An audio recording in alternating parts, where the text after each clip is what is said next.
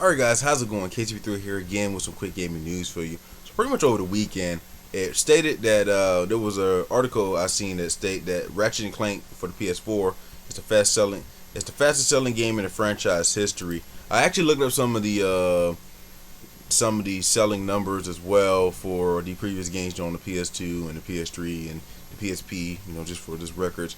And pretty much platformers nowadays, they don't get a lot. They don't really sell a lot. They sell a little bit more over time, not immediately. So it's pretty much some good news. So pretty much, I've seen some Ratchet and Clank ones, and pretty much it's like 1.5 million, 2.0 or 2.5, but close to 3 million. Same thing for Jack and Daxter and Sly Cooper back in the day as well. They don't really sell as much. I never see any of them go anywhere past 3 million, close to 3 million. I think the closest I seen was like Jack 2, 2.6, I think like that. But Ratchet and Clank being the fastest selling one, pretty much it's some big news. Now Sony has not released the numbers yet, so we may not get them, or we may get them in the next couple of days or whatever. When more copies get sold. Pretty much one of the main things was I think Sony didn't expect this to sell, because pretty much they gave it $40, and pretty much it's $33 if you're Amazon Prime, because you get like a 20% discount on all new games. So pretty much you're getting even more bargain there. So pretty much I paid $33 because I had Amazon Prime, and pretty much I was expecting myself, they can sell this for $60. Now pretty much Sony didn't probably didn't expect it to sell as good or stuff like that, but it sold pretty well, so they can pretty much get away with $60. So it's not it's a good quality game. It's very playable. It's very got replay value. It's a very lengthy game too. I would say about, on the hardest difficulty, probably about a good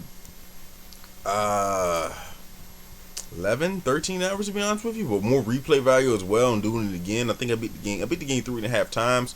So I'll put in about a good 30 hours, I would say. 30 hours or 25 hours. That's pretty good for a $30 game or $40 game, depending on what you do. So I can expect the next game, the next remake they do, or the next game in the series, they're going to charge $60 because they know now people are going to buy it. So kudos to those. Also, Mighty Number 9 has a release date, and pretty much it's coming out June 23rd. Pretty much the creator himself assures fans that the new date is set in stone, so no more delays. It's going to come on June 23rd. On 21st, it's coming out for all consoles like Xbox One, Xbox 360, PS3, PS4, Wii U, the Vita, the PC, and the PSP Vita. Oh, I mean 3DS. I already said Vita. And pretty much it said, according to the polls on the Mighty Number 9 website, Mighty Number 9 has gone gold and is now in the final stages after facing multiple delays. Yes, Lord, it has faced multiple delays. The game's release date is set in stone. Pretty much he said some stuff here saying it's been almost 3 years since the start of our quick Kickstarter campaign, which was only made possible through the support of our backers and fans around the world. And although the various delays had disappointed fans, the developers are happy to be able to deliver the game to everyone who has bought in it so far. So pretty much you're still looking forward to this game. Mighty Number 9 is coming out June 21st. I pretty much myself is kind of interested in it, but I kind of ever since it got delayed, I kind of didn't really care about it. But I think the game's gonna be $30, so it's gonna be like $22 if it's Amazon Prime. So I may pick it up on June 21st. In summertime, I was supposed to be busy doing a whole bunch of stuff, so I may just pick it up anyway, just to play it throughout the summer. And who knows? The game seems pretty good, pretty interesting. Hopefully, it is pretty good because with all the delays and stuff. So yeah, so I can't wait to choose it out. So anybody looking for the Mighty Number 9 is coming out June 21st for all consoles. And pretty much the biggest news that came out last week that was leaked, it wasn't confirmed. Now it's confirmed. It's Call of Duty Infinite Warfare has been officially announced. Pretty much coming out November 4th this year, and pretty much just a new trailer. I have not seen the trailer yet, but I definitely will put a link in the description below for you guys if you want to see it out and check it out. And pretty much it says the Legacy Edition of the game will include Call of Duty Modern Warfare Remastered, which will include the campaign with 10 maps, as it was rumored last week. Let's see here.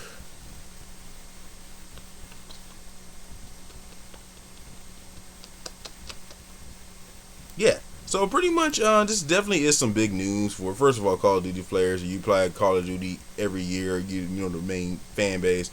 you definitely gonna get the game. Pretty much, if you are a fan of the Modern Warfare game, you're definitely gonna get the game. Now, Modern Warfare back in the day was the shit when it was released in 2007. Definitely is one of the best games of the Call of Duty modern era and stuff like that.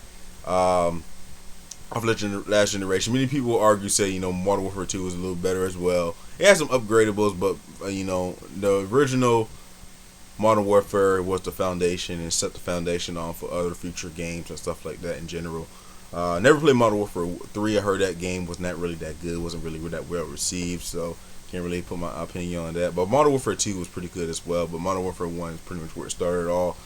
I'm still kind of crazy because pretty much you have to buy the Infinite Warfare to just get the game itself. So I'm like, really?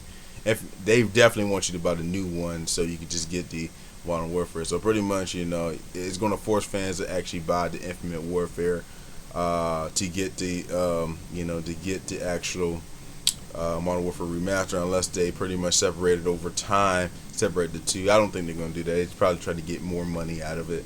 So that's pretty much good news. The only kind of slightly sad news, I guess you could say, is that they actually kind of force you to buy the new one to actually play it, unless they announce something down the line, probably at E3 or something like that, the Sony conference. So, but we just gotta wait and see. So that's pretty much about it. Like, comment, subscribe. Let me know what you think about this gaming news. What do you think about the Call of Duty Modern Infinite Warfare? Are you interested now, or are you just interested to get the Modern Warfare 4 remaster? Because, like I said, that was actually one of the biggest games of last generation on the and Call of Duty history in general. So it pretty much set the landscape and pretty much changed the shooter games forever in the franchise. So that's about it. Let me know what you guys think. I'm KC3, and I'll be here with more gaming news, gaming discussion throughout the whole week. Have a nice one.